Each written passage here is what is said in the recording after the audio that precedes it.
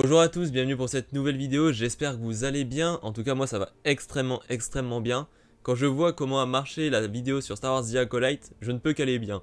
Honnêtement je suis extrêmement surpris des statistiques qu'elle a pu faire, en termes d'engagement, en termes de vues, en termes de j'aime et de commentaires surtout. J'ai adoré cette vidéo parce que en la faisant après j'ai pu échanger avec vous justement dans les commentaires etc. Concernant la série, des fois on a eu des avis qui s'opposaient, des fois on a eu des avis qui justement convergeaient et on était d'accord.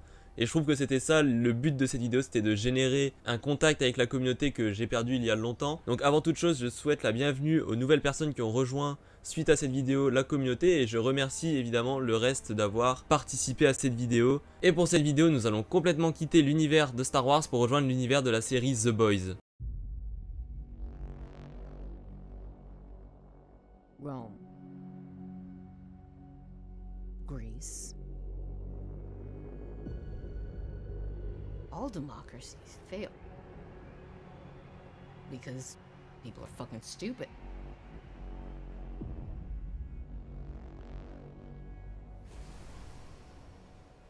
But if you crush the masses, who builds your monuments?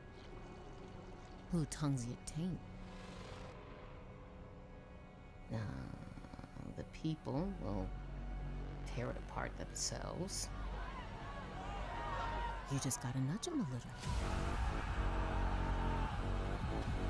Then you get to swoop in and be the one saving it. Like Caesar. Like Caesar. Don't worry. If there's hell below.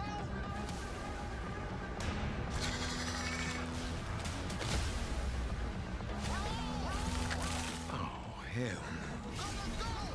Who wants their balls crushed? Me?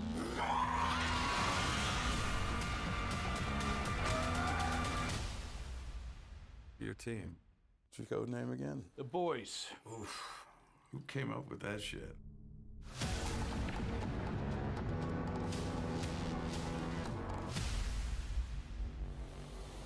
Comme vous le savez, durant ce mois de juin, la série The Boys a été diffusée dans les mêmes temps que Star Wars The Acolyte. Et encore une fois, cette saison 4, c'était vraiment une masterclass absolue. Certains trouvent qu'elle est un peu plus faible que les précédentes. Il est vrai, sur certains points on prend plus son temps. Il y a peut-être eu un ou deux épisodes un peu moins pertinents. Mais dans la globalité, on est toujours sur une masterclass absolue. Vraiment, cette série, je pense qu'elle n'a aucune faiblesse. Les 3 premières saisons de la série étaient déjà des masterclass absolues. Chaque saison, on montait en puissance. Cette saison 4, je trouve que c'est vraiment la cerise sur le gâteau. Et justement, pour cette vidéo, on va se concentrer sur le personnage du Homelander. On va pas parler réellement de la globalité de la saison. Comme j'ai dit, j'ai fait un petit résumé rapide avant de ce que je pensais. Pour moi, c'est une masterclass absolue. Maintenant, je pense que ça ne sert à rien réellement de revenir sur l'intégralité de la saison, dans le sens où beaucoup vont le faire. C'est vraiment le sujet de vidéo qui m'inspirait. Et je pense que ça peut vraiment être intéressant. Alors avant toute chose, je tenais à préciser que je n'ai jamais lu les comics The Boys. Donc il se peut qu'il y ait des détails dans les comics que je ne connais pas. Et qui du coup n'iront pas avec la suite de la série ou quoi que ce soit. En tout cas, je n'ai jamais lu les comics. Je me suis renseigné dessus pour quand même éviter d'être complètement à côté de la plaque pour cette vidéo. Avant que la vidéo commence, je vous invite, comme la dernière fois, à laisser un j'aime, à laisser un commentaire avec vos théories, vos avis sur la saison 4, etc. Comme pour la vidéo précédente, je me ferai un plaisir de vous répondre et d'échanger avec vous. Si vous regardez cette vidéo et que vous n'êtes pas abonné à la chaîne, je vous invite à le faire et aussi à activer la cloche pour avoir les notifications sur les prochaines vidéos. Avant de commencer cette vidéo, j'aimerais parler déjà des propos qu'a tenus Anthony Starr suite à la diffusion de la finale de la saison 4. La saison 5 serait l'équivalent d'un Empire contre-attaque, je pense qu'on peut s'attendre à vraiment du lourd. Que ce soit pour le personnage de Homelander ou même pour les autres super, parce qu'on est vraiment... Il est vrai, à la fin de la saison 4, les super prennent le contrôle de la Maison Blanche et par conséquent prennent le contrôle des États-Unis. Donc à partir de là, je pense qu'on va vraiment avoir une répression totale. Comme l'avait prévu d'ailleurs initialement dans Thunder, déjà tous les fans de Starlight vont finir dans des camps, dans des prisons ou quoi que ce soit. Je pense que ça va être quelque chose de très bordélique pour les personnes non super. Et surtout, moi ce qui m'intéresse et ce qui m'intrigue le plus, c'est Sage, le personnage de Sage. Je trouve vraiment que c'est une addition à cette série qui est incroyable. Et je pense que c'est elle la clé pour faire tomber Homelander en réalité. Puisque vous vous souvenez très bien que dans cette saison, Sage est arrivé initialement pour préparer un plan pour permettre à Homelander d'accéder au pouvoir finalement. Ces plans se déroulaient très bien jusqu'à un certain événement dans la soirée notamment de Tech Knight qui a provoqué suite à ça l'exclusion complète de Sage. Pour être remplacé en plus par Firecracker qui est clairement la complotiste de base. Et on sait tous réellement pourquoi elle a pris la place de Sage. Et Sage dans cette saison nous a permis de voir plusieurs choses et d'apprendre surtout que le Homelander était réellement réellement le personnage sûrement le plus badass de la série, le plus puissant, mais mon dieu, qu'est-ce qu'il est faible en même temps. Et ça rejoint encore une fois une interview de Anthony Stark que j'avais vue. Il disait, il est vrai qu'à chaque fois que des fans me rencontrent, tout le monde me dit, waouh, ton personnage est extrêmement badass, mais pour moi, quand je le joue, c'est le personnage le plus faible de la série même. Et il n'a pas tort. Il n'a clairement pas tort. Encore une fois, on voit que le Homelander est faible. Psychologiquement, il est complètement faible. Déjà, regardez, il exclut Sage des 7. Quand on voit par qui il la remplace, par Firecracker. Juste parce qu'elle est capable d'une chose que Sage ne peut pas. Mais il y a autre chose que j'ai remarqué au fur et à mesure des saisons, et pas seulement dans celle-ci, c'est que le Homelander a peur de tuer ceux qui n'ont pas peur de lui. Il ne les tue jamais. Regardez, le fameux épisode. Franchement, cet épisode, je comprends pas si Anthony Starr n'a jamais son Emmy Award. L'épisode où il arrive dans le laboratoire, où on a fait énormément d'expériences sur lui, où on l'a manipulé, méprisé, où les gens étaient méchants, se moquaient de lui, l'utilisaient aussi un peu comme une bête de foire. Tous ceux qui ont peur et qui implorent son pardon meurent tous sans exception. Et ça finit dans un bain de sang complètement absolu. Par contre, la directrice du centre de recherche, elle arrive, déjà elle l'appelle John, il bronche pas. Il a bronché avec tout le monde. Avec tout le monde, il a tout le temps dit « Non, c'est Homelander. Non, moi vous m'appelez le Protecteur ou Homelander. » Enfin, ça dépend encore une fois, dans quelle version vous l'avez écouté. Mais encore une fois, la directrice arrive, elle l'appelle John, il bronche pas. Elle lui balance ses 4 vérités, il bronche pas. Et la finalité c'est quoi? C'est qu'effectivement, il va l'enfermer dans la salle dans laquelle lui-même était détenu en étant plus jeune. Il aura massacré littéralement tout le laboratoire. Même des personnes, comme il le dit lorsqu'il arrive, qui n'ont rien à voir avec les expériences qu'il a subies, etc. Au final, elle était juste là au mauvais endroit, au mauvais moment. Et pourtant, la directrice, qui est une des commanditaires finalement de tout ce qu'il a subi, elle va survivre. Pourquoi? Parce qu'à aucun moment, elle n'a montré un signe de faiblesse, ou même une quelconque peur envers le Protecteur. Et ça, je trouve que c'est une chose qui est très importante à retenir, c'est que le Protecteur a peur de tuer ceux qui n'ont pas peur de lui. Étant donné qu'on va aussi prendre l'exemple de Yui. Yui, à plusieurs reprises, il aurait clairement pu se faire annihiler. Il aurait pu se faire annihiler et personne n'aurait rien pu faire si bien, puisque le Protecteur, physiquement, est complètement instoppable. Du moins, au moment de la série actuelle, il est complètement instoppable. Et pourtant, il ne l'a pas fait, parce qu'encore une fois, il a peur. Et je prends aussi l'exemple de Stan Edgar. En fait, toutes les personnes qui lui montrent une certaine résistance et qui lui montrent aucun signe de peur, et je trouve que c'est une des plus grandes faiblesses de Homelander, et c'est peut-être ce qui va lui faire du tort justement dans cette saison 5. Car aux yeux des gens, c'est un échec. Quand on écoute Stan Edgar, il le définit comme un échec. Quand on écoute son géniteur, et je trouve que c'est sûrement le plus violent pour lui d'ailleurs, quand on voit Soldier Boy qui le regarde et qui fait « Maybe if I'd raised you, I could have made you better. And not some weak, sniveling pussy, starved for attention. But there's no fixing that now. Weak? You. I know.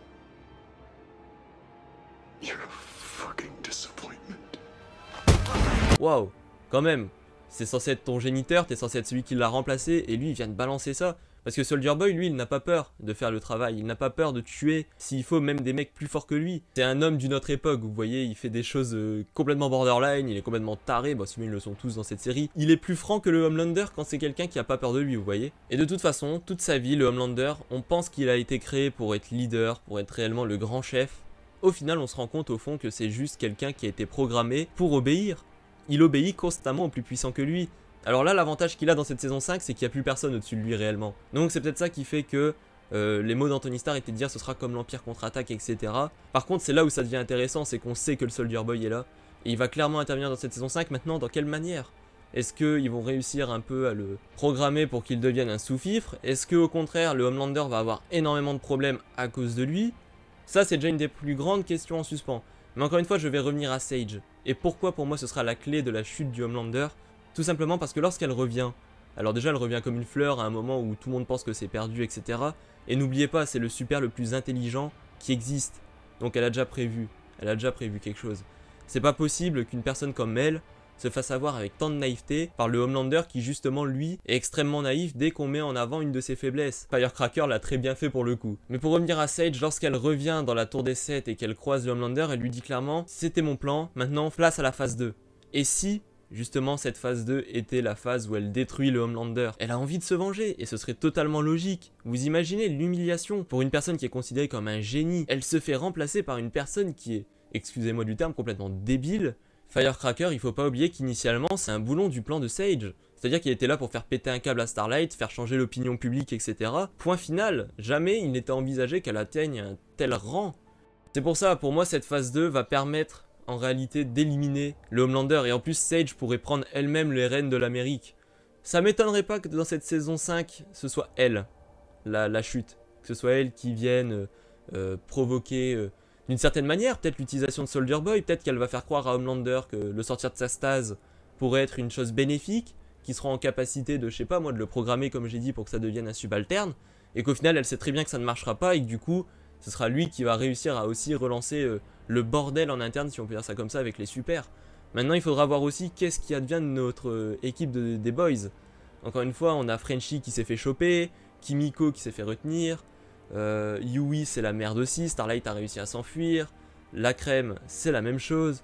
Enfin bref, vous voyez, on est vraiment dans un moment où c'est la merde, c'est l'apogée du Homelander. Et pourtant, Homelander, vous regardez, dans cette saison, comme je l'ai dit, qu'est-ce qu'il a pris cher. Homelander n'a pas cette capacité de réflexion qu'a Sage, ou qu'aurait même un autre super comme Starlight par exemple. Sans oublier dans cette saison 5, le facteur X, qui sera Ryan.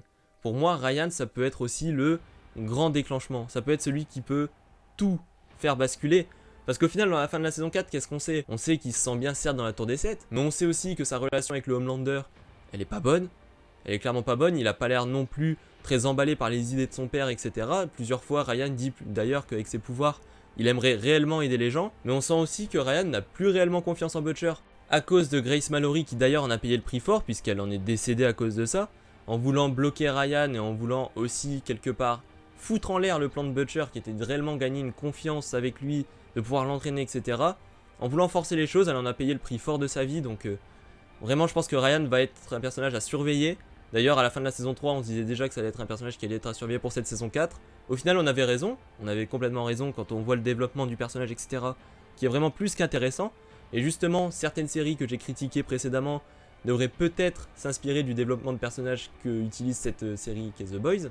Mais maintenant, la question à se poser, c'est est-ce que le Homelander va réussir à survivre à tout ça? En réalité, est-ce qu'on partirait pas d'ailleurs sur ce plan-là? Qu'est-ce qui nous dit à l'heure actuelle que le Homelander va réellement perdre dans cette saison 5? C'est là où je trouve très intéressant, c'est que on n'est pas sûr que les gentils gagnent finalement.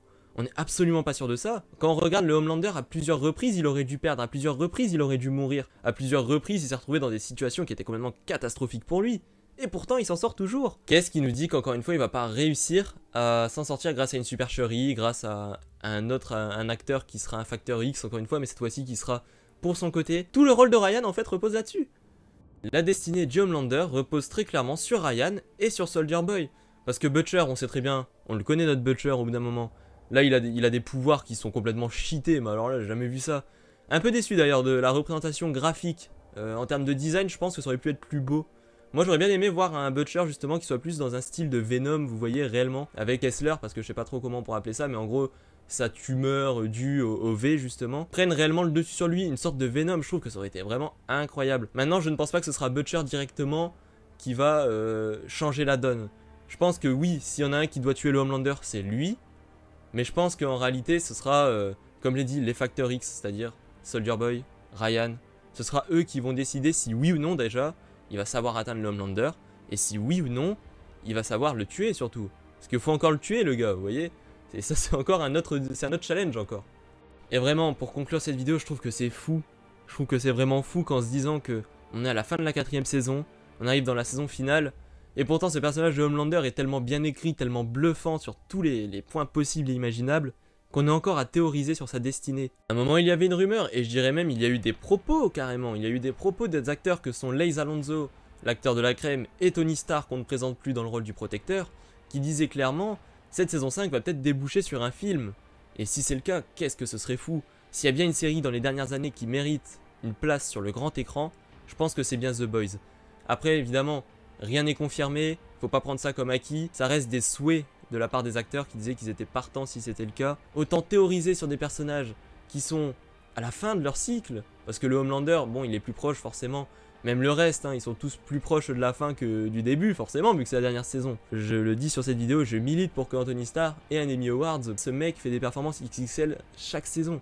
Alors oui, vous allez peut-être dire que j'abuse, mais je pense pas. En réalité, je pense pas que vous allez dire ça. Je dis ça pour me rassurer un petit peu. D'ailleurs, j'ai commencé la série Banshee avec lui. Et franchement, déjà à l'époque, je ne connaissais pas du tout cette série. Hein. Je vais être honnête, Anthony Starr, je l'ai complètement découvert dans The Boys, comme beaucoup je pense. Mais je me suis un peu intéressé à ce qu'il a pu faire avant. Et j'ai vu que beaucoup de personnes disaient « Non, mais il faut regarder la série Banshee. Vous allez voir, c'était déjà quelque chose à l'époque, etc. » Et de ce que j'ai commencé, en effet, on était déjà sur The Actor. Et c'est vraiment cool de voir qu'il a eu cette renommée mondiale grâce à The Boys. Maintenant, j'espère que dans la suite, il arrivera à faire d'autres choses, etc. À la chose initiale, moi, je m'attends vraiment à une grosse bataille, en fait. À une grosse bataille des gens, rien qu'avec les 7. Je pense qu'à mon avis, de l'intérieur, ça va encore se disloquer. Déjà, on a eu les trahisons d'A-Train. A-Train, à mon avis, va revenir pour aider les Boys. Queen Maeve, faut pas l'oublier non plus, même si elle est censée être partie, etc. Pourquoi pas? J'ai envie de dire, pourquoi pas? Homelander, ça m'a vachement fait rire, c'est justement quand il apprend que c'est lui le traître. Après avoir fait tabasser énormément de personnes, d'ailleurs ça rejoint le fait que je disais que psychologiquement il est très faible. Mais ce qui est vachement drôle quand même, c'est de se dire que Homelander pleure le départ d'A-Train alors qu'il l'a traité comme une merde pendant littéralement 3 saisons. Mais du coup voilà, je m'attends vraiment à une grosse bataille avec des supers qui vont rejoindre le camp des Boys et d'autres supers, parce que là il faut pas oublier, les supers ont complètement pris le dessus. Donc je pense qu'on va vraiment avoir une saison qui va être riche en émotions, riche en action. Et vraiment on n'est pas prêt pour cette saison 5 et on n'est pas prêt pour voir aussi la suite du personnage de Homelander. En tout cas encore une fois je vous remercie d'avoir suivi cette vidéo, je vous invite encore une fois à liker cette vidéo. Si vous n'êtes pas abonné à la chaîne, je vous invite à vous abonner, à activer la cloche, laissez un commentaire pour donner votre avis sur la vidéo, votre avis sur la saison 4, vos théories sur la saison 5, ce que vous avez aimé, ce que vous n'avez pas aimé, bref, dites ce que vous voulez tant que c'est en rapport avec la vidéo évidemment. Je vous remercie encore une fois d'avoir suivi cette vidéo. Et je vous dis à la prochaine, on va revenir, vous inquiétez pas, avec du Star Wars, avec du cinéma dans sa globalité. Vraiment, j'ai plusieurs vidéos sur lesquelles je travaille, ça prend un peu de temps. C'est pour ça que la temporalité de sortie de vidéos est plus ou moins réglée sur 1 par semaine. Mais vous inquiétez pas, j'essaie de vous fournir la meilleure qualité possible et imaginable. Et je vous dis à la prochaine, ciao!